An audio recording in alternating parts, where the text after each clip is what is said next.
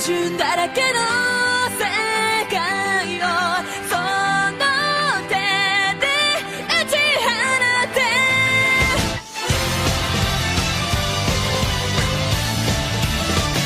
迷わずに今夢中だらけの世界をその手で打ち放て赤い涙で終わらせかな Sword Art Online was a very divisive show.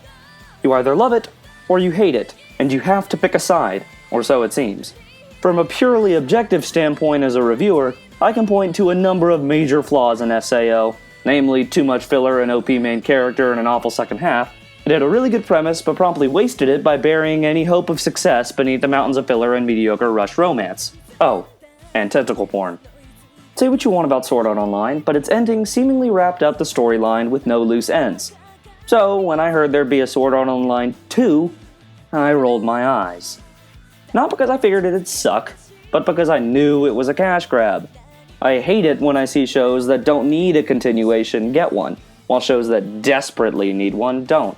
And considering how I felt about SAO, which is to say, horribly average, my expectations for SAO 2 were not very high. I don't mean I went into it thinking it would be bad, I hoped it would be good, but more like I went into it not expecting it to be great. It had a lot of questions to answer, and I didn't really see how it could do that. What would they do with the story? Could it fix the problems that plagued SAO? Would there be more tentacle porn? Today, under the scope, I take a look at Sword Art Online 2, the sequel to the hotly debated and often overrated SAO.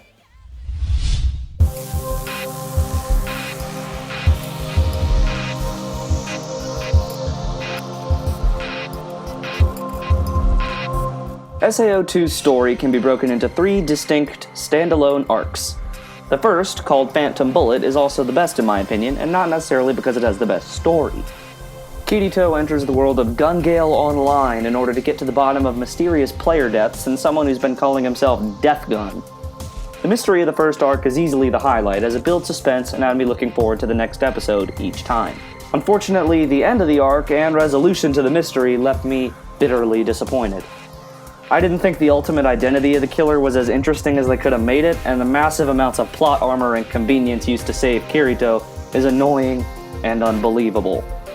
They could have turned this into a very dark and compelling story and got really close, but decided to back out at the last minute.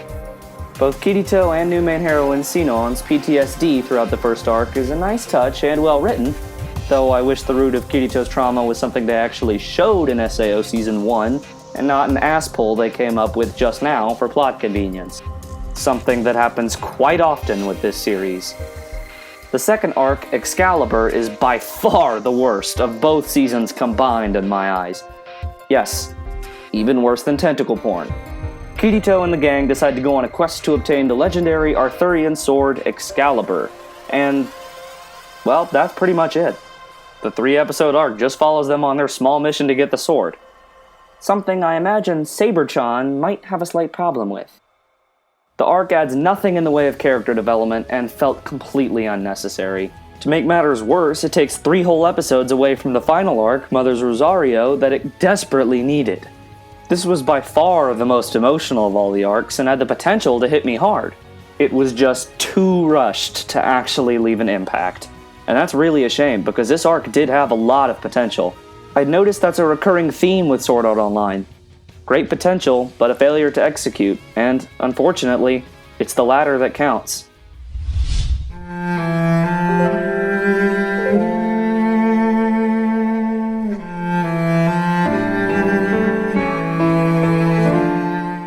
SAO 2 has the same main cast from the first season, and Kirito is as OP as ever. There were some points in the first arc that I almost felt like the writers were either trolling us or parodying their own show, because Kirito was just ridiculously strong. And it's not just the battlefield that Kirito has godlike ability on. Oh no, his harem continues to grow by the day, and in a very tiresome, obnoxious way. It's like they've taken the romance they built up in the first season and just spat in the face of it. There are some moments I have to remind myself Kirito's with Asuna, because at times, it seems like he's just in an open relationship with every damn female character in the show. My Kirito problems aside, I did enjoy the new characters. Sinon is fairly well developed in the first arc, and her struggle with her PTSD is believable and relatively gripping. The other new character of note is Yuki from the third arc. I won't spoil anything about her story, but I'll say that it's very emotional and her personality makes it fun to watch. I just wish we had more than 5 episodes to get to know her. As a result, she's sorely lacking in the development category. Asuna finally gets some time in the spotlight in the third arc as well, managing to wrench some screen time away from the hog that is Kirito.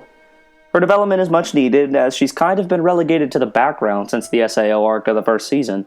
Overall, the characters haven't really changed from the first season. Kirito is as OP as ever, Yui is still so freaking annoying, and I still don't care about the rest.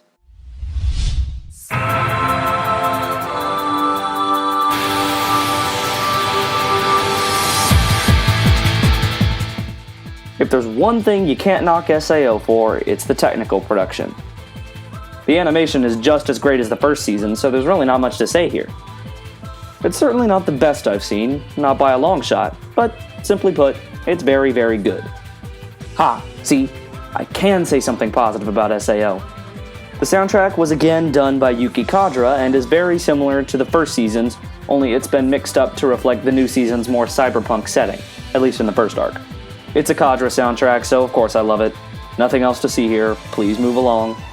The show has 2 openings and 3 endings, and I enjoyed all of them immensely, but especially both of the openings. Very, very well done. Animation and sound is the area SAO2 shines the most, as both carry over well from the first season. From a technical standpoint, SAO2 is extremely well done.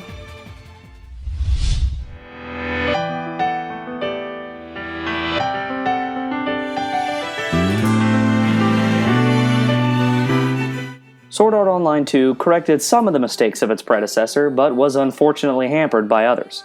The story did feel fresh, but it was certainly underwhelming at times. The second arc was completely useless and made the third arc rushed beyond repair. The characters are basically the same, with a few new additions that I did enjoy. Really though, there's nothing here that changed my opinion about the series.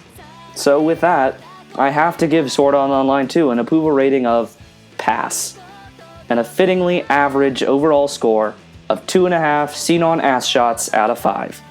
I debated whether to give it a try rating or not, but in the end, SAO2 is defined by the forced drama, poor pacing, and massive amounts of plot convenience. Granted, if you did enjoy SAO, watch SAO2 by all means, cause you're sure to like it.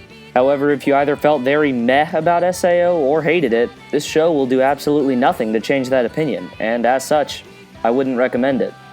If you're looking for something similar to Sword Art Online 2, I urge you to check out Log Horizon, as both are in a virtual reality MMORPG setting, only Log Horizon executes it far better, and makes for a much better watch overall in my opinion.